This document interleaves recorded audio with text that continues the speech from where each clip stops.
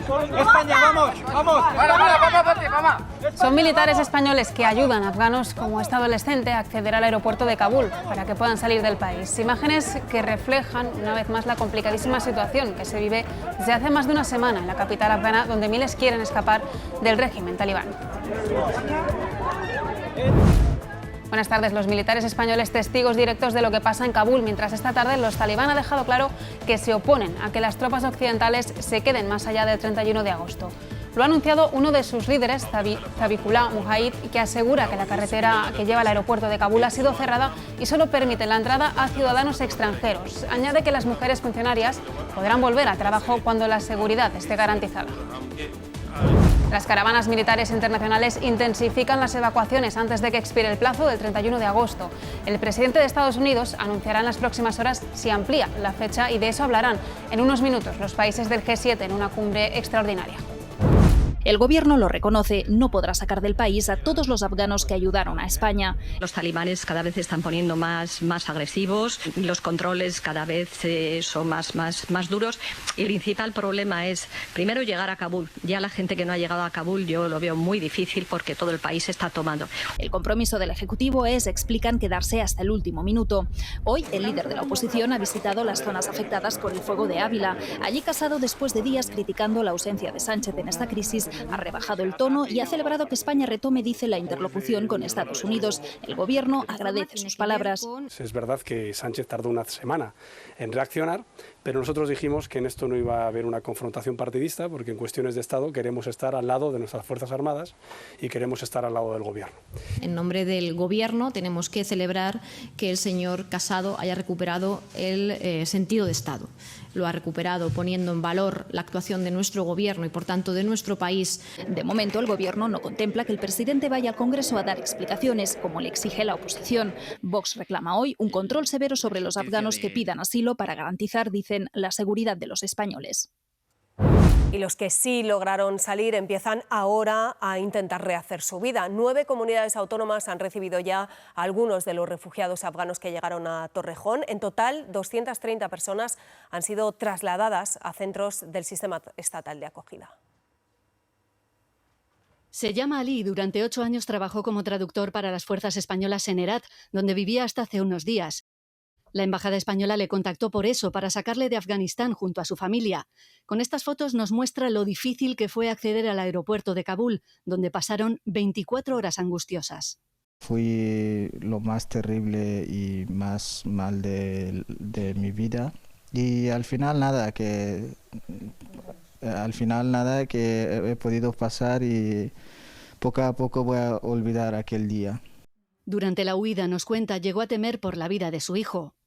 Desde hace 2 días está en España intentando dejar atrás aquellos momentos, como los refugiados que atiende Cruz Roja en Zaragoza. Aquí llegaron anoche 12 personas. Casi ninguno quiere contar su testimonio por miedo a represalias contra los familiares que se han quedado en Afganistán. Primero, no saben ni dónde han aterrizado, ¿no? Es decir, segundo, están con unas afectaciones psicológicas y de salud, pues en muchos casos muy importantes. La ONG ACCEM asiste a 2 familias en pisos tutelados, donde pasarán entre 18 y 24 meses. Venían muy cansados, pasaron casi todo el viaje durmiendo, no tienen ningún proyecto migratorio, no sabían siquiera dónde se encontraba Zaragoza. Les enseñé el piso, la distribución de las camas, toda la manutención, todo. El peque ya aprendió la palabra champú. Les orientan en trámites como el empadronamiento o la escolarización, para que poco a poco España se convierta en su nuevo hogar. El número de fallecidos con coronavirus en las residencias lleva ya 6 semanas subiendo. Según los datos de Sanidad, de las casi 900 personas que han muerto entre el 15 de julio y el 15 de agosto, 373 eran residentes, es el 42% del total. Lo vamos a ver muy bien en este gráfico. Del 1 al 11 de julio solo murió una persona en la residencia, la cifra más baja de todo el verano. Pero a partir de ahí, ya lo ven, la cifra ha ido subiendo cada semana y entre el 9 de agosto y el 15 de agosto, la última semana de la que tenemos datos, los residentes fallecidos fueron 151. Es una tendencia que preocupa y mucho a los geriatras. 7 muertos deja de momento el brote en esta residencia de Olot, en Girona. Se detectó a principios de agosto, momento en el que vemos un cambio de tendencia. A finales de junio no superábamos los 100 contagios semanales. Ahora son más de 1000 y ya va un mes así. Esto va a ser un nada, ¿vale? Si nos fijamos en los fallecidos, la vacuna ha marcado la diferencia. En enero llegamos a hablar de 800 a la semana, pero no ha impedido que la quinta ola llegara. En este centro de Valladolid, una persona ha fallecido y más de la mitad están contagiados. Todos están vacunados, el 100% de los usuarios están vacunados. Pero todavía quedan en algunas residencias trabajadores que no han querido vacunarse. Que sean responsables la vacunación, se ha demostrado que son medidas eficientes. Creo que con la información que tenemos en este momento y con el perfil de seguridad que tiene la vacuna en estos momentos, todo el personal sanitario debería vacunarse. Comunidades como Extremadura y el País Vasco han limitado ya las visitas a residencias. Los geriatras alertan del efecto que las restricciones pueden tener en los residentes. Importantes mermas en su capacidad cognitiva, emocional, afectiva y funcional. Otro debate, la conveniencia de la tercera dosis para ellos. Veremos a ver cómo dura esa inmunidad frente a las nuevas variantes, pero también esperamos que supere el año. Por lo tanto, primero completar dosis de vacunas, luego nos planteamos la tercera dosis. La Sociedad de Geriatría defiende que de aprobarse, residentes y personas inmunodeprimidas sean los primeros en recibirla. La UCI de hospitales de 6 países, entre ellos el Vall d'Hebron de Barcelona, han comprobado que colocar boca abajo a los pacientes con insuficiencia respiratoria grave reduce la necesidad de intubación y las muertes. Evitar una intubación no solo tiene efecto beneficioso sobre el propio paciente al cual se le evita la intubación, sino también sobre aquellos pacientes que pueden usar ese respirador que no se ha usado en el paciente que se ha hecho. La Generalitat renuncia a aplicar el toque de queda en los 19 municipios en los que aún hay confinamiento nocturno. La decisión la ha tomado después de las decisiones adoptadas por parte del Tribunal Superior de Justicia de Cataluña. Lo que sí prorrogará son el resto de medidas adoptadas para frenar los contagios, entre ellas la limitación de asistentes a reuniones o encuentros familiares y de carácter social.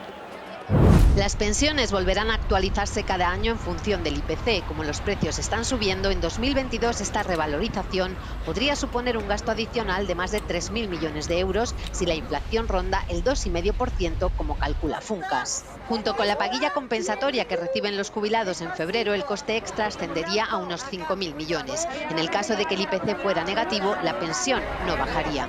El factor de sostenibilidad se deroga y se sustituirá por un nuevo mecanismo de equidad intergeneracional. Gobierno y agentes sociales se han dado hasta el día 15 de noviembre para diseñarlo y añadirlo al texto durante la tramitación en el Congreso. Para acercar la edad real de jubilación a la edad legal, se penaliza la jubilación anticipada y se premia con más pensión a los que decidan jubilarse más tarde. Hay que estar terminado en el ámbito parlamentario antes de final de año para dar cumplimiento a los compromisos europeos y después abordaremos otras cuestiones. Tiene que abordar una mejora de las pensiones mínimas, tiene que acordar un incremento de las bases máximas de cotización. También tendrán que negociar otro tema complejo, el posible aumento de los años cotizados para calcular la pensión. El fuego ha calcinado miles de hectáreas este verano. Hay 13 comunidades afectadas y hoy el Gobierno ha declarado esos territorios como zona catastrófica. El incendio más devastador fue el de Ávila. Más de 22.000 hectáreas calcinadas. Es la huella que ha dejado el peor incendio de la historia en Castilla y León. El fuego comenzó el 14 de agosto por un vehículo incendiado en Navalacruz, provincia de Ávila. Las llamas, rápidas y virulentas, obligaron a desalojar a 1000 vecinos de la zona. Esto no es un incendio, esto es un infierno. Veíamos que las casas se quemaban. Mucho miedo y todavía lo tengo en el cuerpo. Masa forestal, monte bajo y pastos reducidos a cenizas.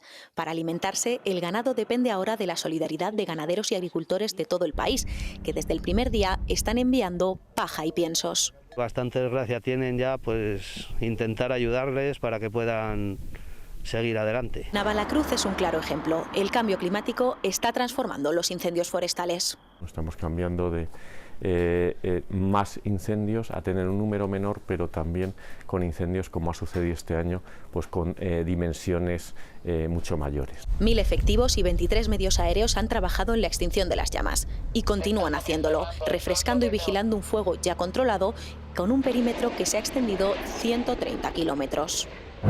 Y lo que no ha declarado zona catastrófica el Gobierno es el Mar Menor. Lo había pedido el presidente de Murcia, Fernando López Miras.